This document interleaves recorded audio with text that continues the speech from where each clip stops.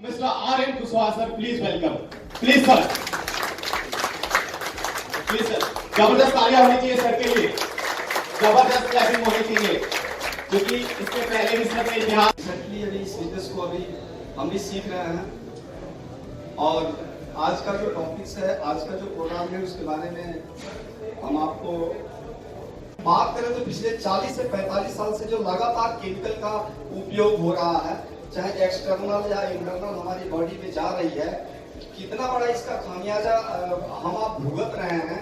Hospital बढ़ रहे हैं, बीमारियां बढ़ रही हैं और WHO का जो रिपोर्ट आया कि 2025 के बाद हिंदुस्तान में लगभग 70 से 80% जो नई डिजीज है, जो 50 साल पहले हमारे पीढ़ी के लोग या वो जानते नहीं थे, जैसे शुगर है, कैंसर है या हार्ट डिजीज, ये 70 से 80% तक हिंदुस्तान में होने की संभावना से जोड़ रहे हैं। लेकिन यह एक बिजनेस एक बहाना है, लेकिन वाकई में एक मिशन बन चुका है। हर चीज यहाँ अलग हट करके है।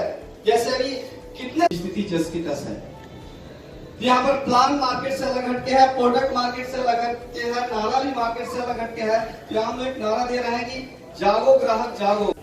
हेलो हेलो, जागो ग्राहक जागो, केमिकल छोड़ के भागो। आवाज ही नहीं आ रही है, कहाँ भागेगा? रिपीट कर दीजिए। जागो ग्राहक जागो, केमिकल छोड़ के भागो। कुछ लोग तो डर से नहीं बोल रहे हैं। राजधानी में आ चुके हैं, आप सभी का हम तहे दिल से वेलकम करते हैं, स्वागत करते हैं। Thank you.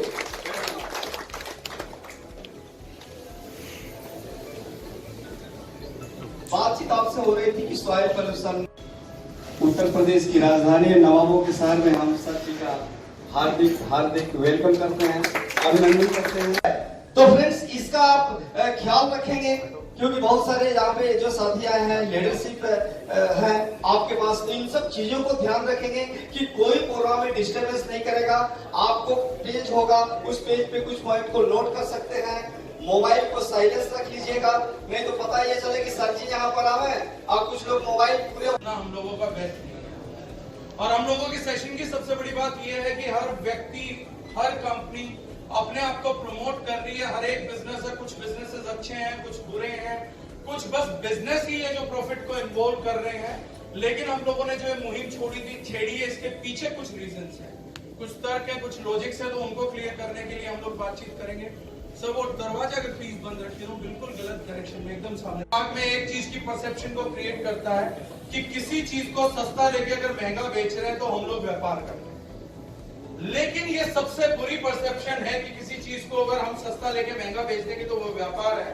क्योंकि अगर सस्ता लेके महंगा बेचने से व्यापारी बनता व्यक्ति, तो उस व्यक्ति को भी व्यापारी होना चाहिए जो सुबह जाके मंडी में जाता है, अपना ठेला भरता और आके घरों में बेचता है।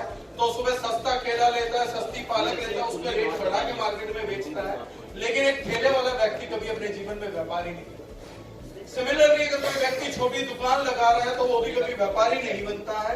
उसका भी फोकस ये है कि कोई चीज मुझे ज्यादा से ज्यादा सस्ती मिले और मैं महंगी से महंगी बेच पाऊं। ऐसे लोगों को समाज चालू बोल देता है, सेल्समैन बोल देता है, ओवर स्मार्ट पर्सन बोल देता है कि यार ये तो किसी को भी कुछ भी झपट से बेच के निकल जाता है।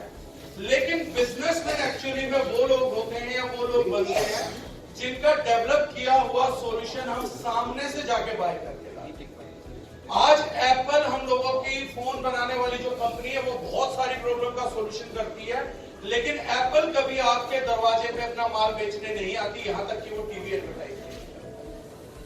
आज तक भी अगर एप्पल लॉन्च होगा तो पब्लिक 36 घंटे लाइन लगा के उनकी 1.5 लाख की डिवाइस को खरीदते हैं, क्योंकि जितना भी हाई प्रोफाइल क्लाइंट है वो जानता है कि अगर हम लोग इनको परचेस करेंगे तो हमारा पैसा सुरक्षित है, हमारे फोन में वायरस नहीं आएगा। तो एप्पल हम लोगों के लिए सिक्योर सॉल्यूशन को डेवलप करता है, तो हम लाइन लगा के उस प्रोडक्ट को। बहुत से लोगों की यह गलतफहमी है कि प्रोडक्ट को बेचने के लिए हमें डोर टू डोर जाना पड़ता है या व्यक्ति को बहुत कन्विंस करना पड़ता है। बहुत से लोगों ने मुझसे बहुत बार एक बात कही कि सर किसी व्यक्ति को यह बताएं कैसे कन्विंस करें, वो अगर ना मानेंगे तो कैसे कन्विंस करें। तो मैं एक ही चीज बोलता हूं कि किसी व्यक्ति को कन्विंस करने की जरूरत नहीं है। अगर उसके सर में खुजली होगी तो आपसे खुद समाधान मांगने आएगा। डॉक्टर कभी किसी को कन्विंस करने नहीं जाता है कि ये मेडिसिन मेरी खा लीजिए। एप्पल निर्माता कंपनी को भी फोन नहीं बेचने जाती, यहां तक कि एक मामूली प्रोडक्ट जूता बेचने वाली रिबॉक एडिडास 15-15 हजार का जूता बेचती है, लेकिन आप उसके शोरूम पे जाके आप अपनी पसंद से पूरी कीमत देके अदा करके लेते हैं। 50 लाख की गाड़ी बिकती है तो आप शोरूम के दरवाजे पे जाएंगे, वहां पे कपड़े मारने वाले को भी 500 रुपए देके गाड़ी बाहर निकालेंगे क्योंकि उनके प्रोडक्ट। तो ये चीज जुड़ी नहीं हुई। अगर कोई कंपनी, कोई प्रोडक्ट, कोई सर्विस, कोई व्यक्ति अगर पब्लिक की प्रॉब्लम्स को एड्रेस करेगा तो ये 100% गारंटेड है कि बिजनेस उसका तभी बढ़ता है जब लोगों को लगता है कि सही रेट पे मेरी प्रॉब्लम का सही सोल्यूशन है। और ये कंटिन्यूअसली जो बिजनेस वर्ल्ड है इसी चीज का इवॉल्वमेंट है कि कल तक जो हमारे समाधान 50,000 रुपए में होते थे आज 5,000 में हो रहे हैं। रिलायंस से पहले एक इनकमिंग आउटगोइंग कॉल 32-32 रुपए की थी, उन्होंने एंट्री किया तो आज आप फ्री आउटगोइंग भी ले रहे हैं, फ्री इनकमिंग भी ले रहे हैं, आज तो एसटीडी भी आपकी मुफ्त है, रोमिंग भी मुफ्त है। तो किसी बिजनेसमैन का ही विजन था कि एक आम पब्लिक का एक व्यक्ति घर से निकले कनेक्ट हो। मोबाइल आने का वजह क्या? आपका एक व्यक्ति 5 दिन ट्रेवल करता था, आपको एक न्यूज मिलती थी कि एक ट्रेन दुर्घटनाग्रस्त हो गई, तो व्यक्ति जीवित है या मर गया ये खबर भी सरकार आप तक पहुंचाती थी। पुराने जमाने में तार होता था तो उस ट्रांसमिशन को फास्ट किया गया। फिर एक दिन हम लोगों को मोबाइल दिया गया कि किसी की वजह से किसी का दिल का धड़कना ना रुके, अगर कुछ हुआ या नहीं हुआ तो एक मोबाइल कॉल कीजिए और अगर फोन ऑन रहेगा तो ये समाधान था। हम लोगों ने आगे बढ़ के खरीदा और ये तब 96 में तब बिका जब पैसे की कीमत बहुत ज्यादा थी और लोग 32-32 रुपए की भी इनकमिंग कॉल के पेमेंट कर। लेकिन ये बिजनेसमैन का बढ़ता विजन रहा कि आज हम लोग कनेक्टेड भी हैं एक दूसरे से और लगभग ना के बराबर कीमत चुकाते हैं। दार्जिलिंग में हम जिस मुद्दे को एड्रेस कर रहे हैं बहुत क्रिस्टल क्लियर है कि मिडिल क्लास जिंदगी अभी तक जितने भी हम लोग जिस भी सर्कल से आ रहे हैं, हम लोगों की लाइफ सिर्फ 2 पहलू पे एड्रेस होती है। एक है अर्निंग, दूसरा है सेविंग। ये जीवन से मरण तक की स्टोरी अब इस प्लेनेट को देखने की कहानी नहीं रह गई है। हमारे यहाँ जानवर आता है तो वो इस दुनिया को देख रहा है, कुछ एंजॉय कर रहा है, थोड़े दिन गाएगा, भागेगा, कूदेगा, निकल जाएगा।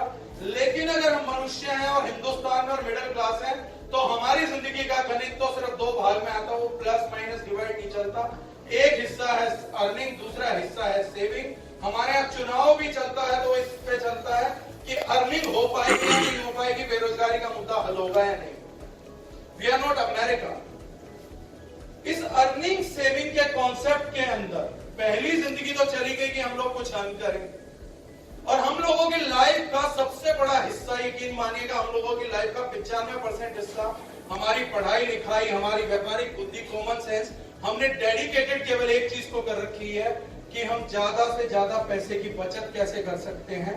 बच्चा 3-4 साल का होता है, कमाना नहीं सीखता, लेकिन माँ बाप उसको गुल्लक पहले लाके देंगे कि कुछ हम दें या नाना नानी दें, तो तू भाई साहब पहले जोड़ना चालू कर दियो। और सब लोग एक दूसरे को ट्रेन कर रहे हैं कि सेविंग समझ आना बहुत जरूरी है। ये एक आदत है जो हम लोगों पे पूरे तरीके से आ गई, और ये बुरी चीज नहीं थी। पिछले 60 सालों में इसका कोई भी नेगेटिव इंपैक्ट नहीं निकला, क्योंकि सेविंग या तो हमारे बुरे वक्त को सस्टेन करती थी या वो सेविंग जो थी हमारी नेक्स्ट पीढ़ी को चली जाती। और अब हमारा जो मुद्दा है वो यहीं से स्टार्ट हो रहा है, क्योंकि हम सब लोग अपनी अपनी पर्सनल लाइफ में अपनी अर्निंग को लेके, सेविंग को लेके पहले बिजी हैं, तो हम हजारों मुद्दों पर डेली बातचीत नहीं करते। कोई ना कोई और चाहिए जो उस मुद्दे को एड्रेस कर रहा हो, तो हम सुनेंगे, समझेंगे, तब बातचीत करेंगे। पिछले 10 साल में हम लोगों ने एक चीज को ध्यान ही नहीं दिया है कि जो ये सेविंग के होने वाले मेजर 2 बेनिफिट्स थे, पहला था बुरे वक्त को सस्टेन करना और दूसरा था नेक्स्ट पीढ़ी को देके जाना। ये दोनों ही बेनिफिट्स पिछले 10 साल में ब्रेक हो चुके। Now there is hardly a human being जिसकी सेविंग उसकी नेक्स्ट जनरेशन को पास हो, क्योंकि 2014 में हमारे प्रधानमंत्री श्री नरेंद्र मोदी जी का बयान था जिसमें उन्होंने बात बोली थी कि हिंदुस्तान की 4% पॉपुलेशन, भारतीय आबादी का 4% हिस्सा हर साल गरीबी रेखा के नीचे पहुंच जाता, क्योंकि उनके घर में कोई ना कोई एक व्यक्ति बीमार पड़ जाता।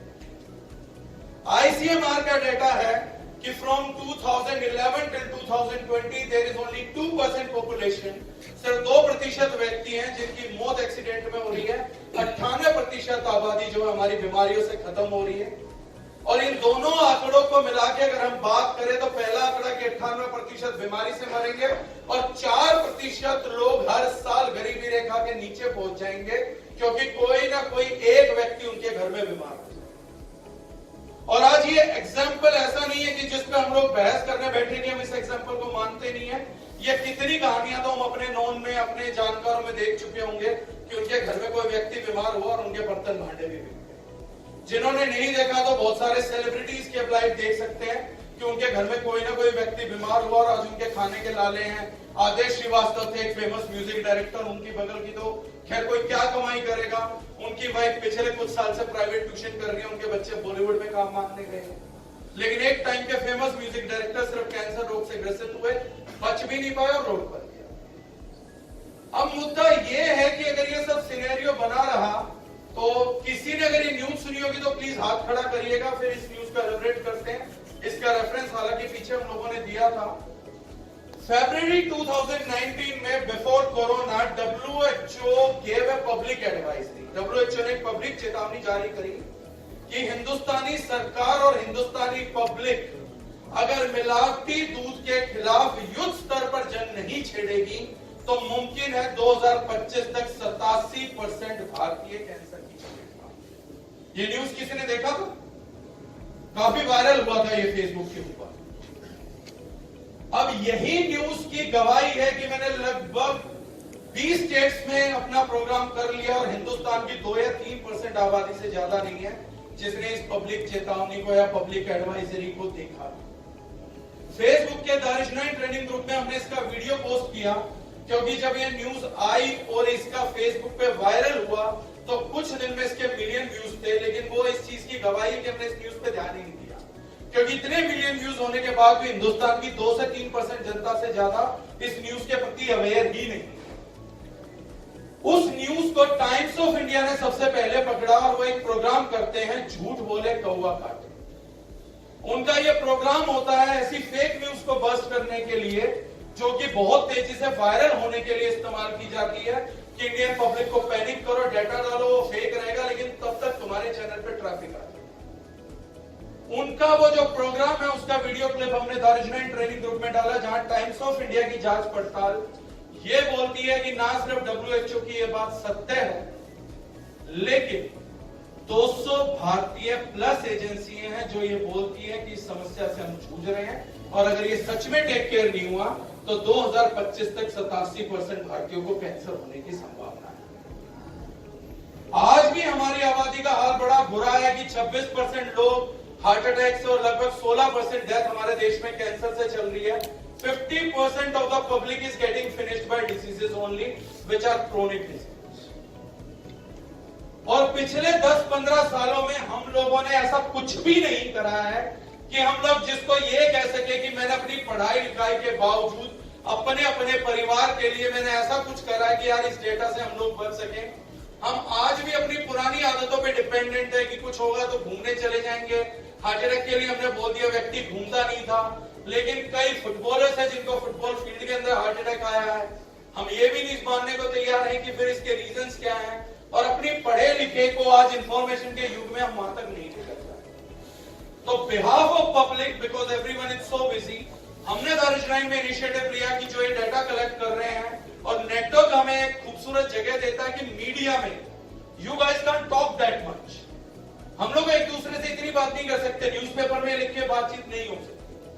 तो हम लोगों ने क्या किया कि नेटवर्क में एक बहुत बढ़िया माध्यम है, पब्लिक डायरेक्टली कनेक्ट होती है, रूट लेवल पे भी कनेक्शन होता है, तो हम बातचीत कर सकते हैं। इस डेटा के बिहाफ पे जो चीज हम लोगों ने एनालाइज का इलाज निकल जाएगा।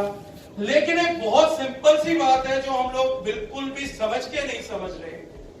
इतिहास में, मानव इतिहास में पहली बार बीमारियां नहीं देख रहे हैं जिसका इलाज हम लोगों को ये ऐसे डिसऑर्डर्स नहीं है जिनके इलाज के लिए हमें मेडिकल साइंस को ग्रो करवाना है, क्योंकि जिस मेडिकल साइंस के भरोसे हम बैठे हैं उसको हमने कभी एनालाइज ही नहीं किया। 1970s के अंदर there are not enough hospitals and not even well educated doctors. गांवों में या टियर 2 शहरों में उस टाइम तक अस्पताल नहीं थे, डॉक्टर नहीं थे, टेस्ट नहीं होते थे, मेडिसिन इतनी डेवलप नहीं हुई थी। आज 1970 से 2020 के बीच में जब हम डिफरेंस लेंगे, और ये डाटा आप लोगों के लिए बड़ा शॉकिंग डाटा रहेगा कि हम लोगों ने कभी ध्यान नहीं दिया। 1970s में इतने पढ़े लिखे और डॉक्टर नहीं थे और बहुत कम तादाद में थे। 2020 में आज डॉक्टर का नंबर उस मुकाबले 20-30 गुना बढ़ गया है। पढ़ाई लिखाई बहुत चरम स्तर पे हो गई है, एमडी हो गए, पीएचडी हो गए हैं, स्कॉलरशिप से डॉक्टर इंडिया के बाहर से पढ़कर भी आ रहे हैं। हम लोगों के हॉस्पिटल से इतनी बड़ी फैसिलिटी हो गई है कि हिंदुस्तान में इस समय हम Medanta city, not even hospital, Medanta is a medical city. हम लोगों के पास अपना मेडिकल शहर है, मॉडर्न मेडिकल साइंस का। हमारे पास फोर्टिस है, मैक्स जैसा हॉस्पिटल्स की चेन है। डॉक्टर्स बढ़ गए, हॉस्पिटल्स बढ़ गए हैं, टेस्ट बढ़ गए हैं, मेडिसिन बढ़ गई है, और मेडिकल साइंस की इतनी तरक्की हुई है कि 2020 तक आते आते पेशेंट्स भी बहुत ज्यादा बढ़ गए और बीमारियां भी बहुत ज्यादा।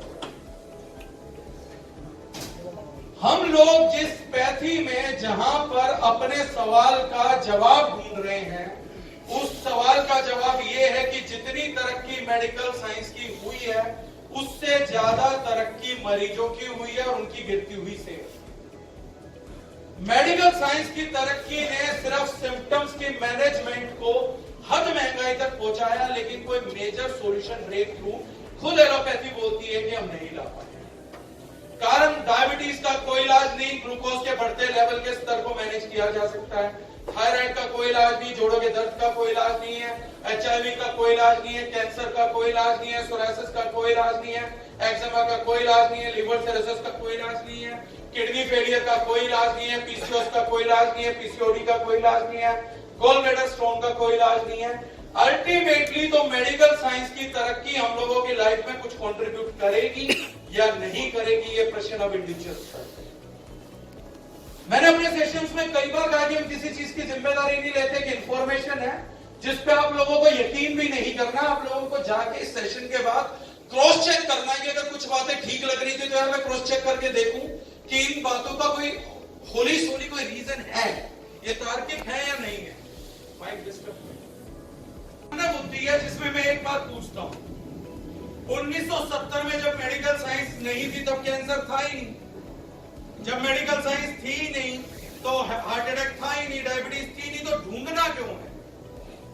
एक युग जी चुके हैं। अभी यहाँ बहुत से बुजुर्ग बैठे होंगे जिन्होंने वो युग देखा है, कुछ ऐसे लोग बैठे होंगे जिनके घर में बुजुर्ग हैं, उन्होंने वो युग देखा है जब ये धरती पहले से कैंसर फ्री थी, हार्ट अटैक फ्री। आज भी हमारी पीओके में एक वैली है, आप लोग गूगल सर्च करिएगा, हुंजा वैली। हुंजा वैली में अगर किसी व्यक्ति को जुकाम या बुखार हो जाता तो उसको महामारी मानते हैं। हार्ट अटैक और कैंसर उन लोगों ने आज तक भी नहीं देखा, सुना ही नहीं। तो ऐसे किसी माहौल में अगर कोई व्यक्ति हम लोगों को ये बोल रहा है कि हम आपके लिए कैंसर का इलाज ढूंढ रहे हैं, तो आप कैंसर का इलाज क्यों ढूंढ रहे हैं? ये युग ऐसा रह चुका है कि यहाँ कैंसर होता ही नहीं था, आप रिस्टोर क्यों नहीं कर रहे? और ये बड़ी इंडिपेंडेंट जिम्मेदारी है जिसकी मैं बात कर रहा हूं। तो इन चीजों को करते करते कुछ चीजों पे हमारा विचार गया। 1970s के अंदर हिंदुस्तान भी एक ऐसा मुल्क है जहां बीमारियां नहीं है, और 2020 ऐसा है कि हम लोगों का सारा कमाया हुआ जिंदगी का पैसा और बचत लास्ट में एक गठड़ी बांध के हम एक डॉक्टर को देखे तब इस दुनिया से विदा होंगे, वो नेक्स्ट जनरेशन पे नहीं जाएगा। ये भी जीने का एक तरीका है जो आज हम ठुकरा के आगे बढ़ सकते हैं कि मुझे कुछ समझने की जरूरत ही नहीं है। जब ये फेज होता हुआ गुजरेगा तो हम चीजों को अपने आप समझ पाएंगे, राइट? अब हम लोगों को ये प्रॉब्लम है, डायग्नोज हुआ, अब इसके सॉल्यूशन पे बात करते हैं कि इसका सॉल्यूशन क्या हो। पहले तो कुछ गलतियां हमने करी होंगी, कुछ बाकी जगह पर हुई हैं, तो मूलतः हमें एक कारण मिला कि इन सारी परेशानियों के पीछे एक ही रीजन है, दैट इज पोल्यूशन। 1970s में सब कुछ ऑर्गेनिक हो रहा है, 2020 ऐसी चीज है जहां साइंस ने हम लोगों को इतना इवॉल्व किया कि अब सब जगह प्रदूषण बढ़ गया। और एक छोटा सा एग्जांपल आप लोगों ने कभी ध्यान नहीं दिया होगा तो मैं बता रहा हूं, आप लोग उस पर ध्यान दीजिएगा।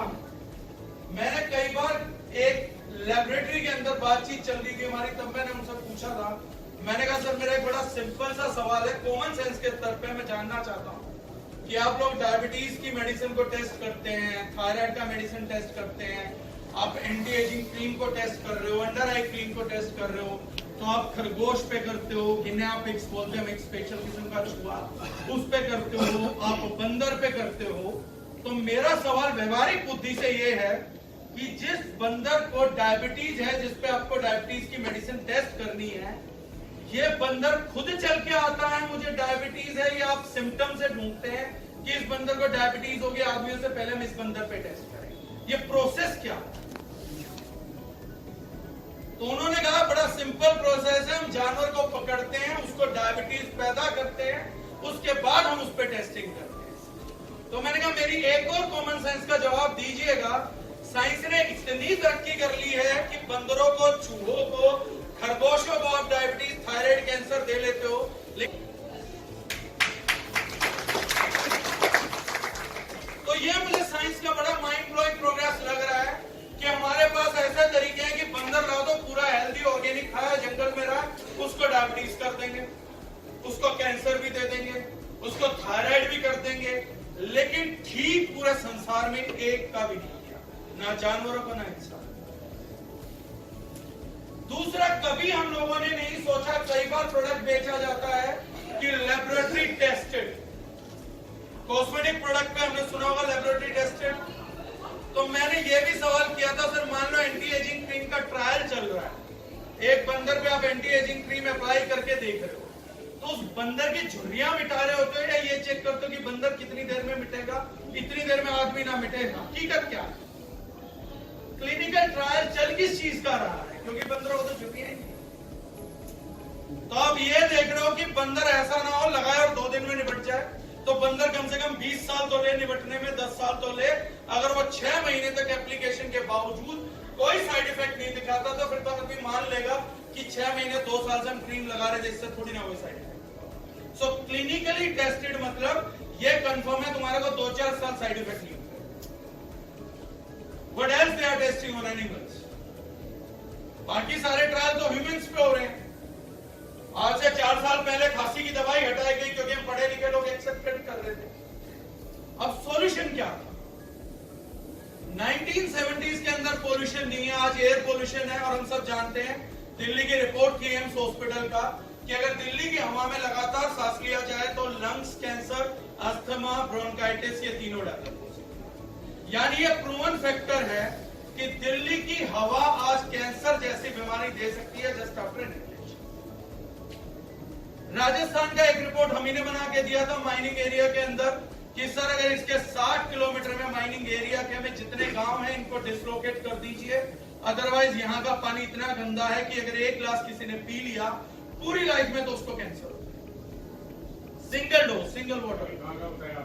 राजस्थान का सर प्लेस सर, ये बाड़मेर के आगे वेदांता माइनिंग चल रहा है। तो उस एरिया के अंदर ये हुआ, आज वहां पे 240 गांवों से ज्यादा के अंदर हर घर के अंदर कैंसर है, क्योंकि ना गवर्नमेंट ने एक्शन लिया था ना वहां की पब्लिक ने लिया। येलो कलर का वाटर आता रहा, पानी आदत में शामिल है और पीते हैं।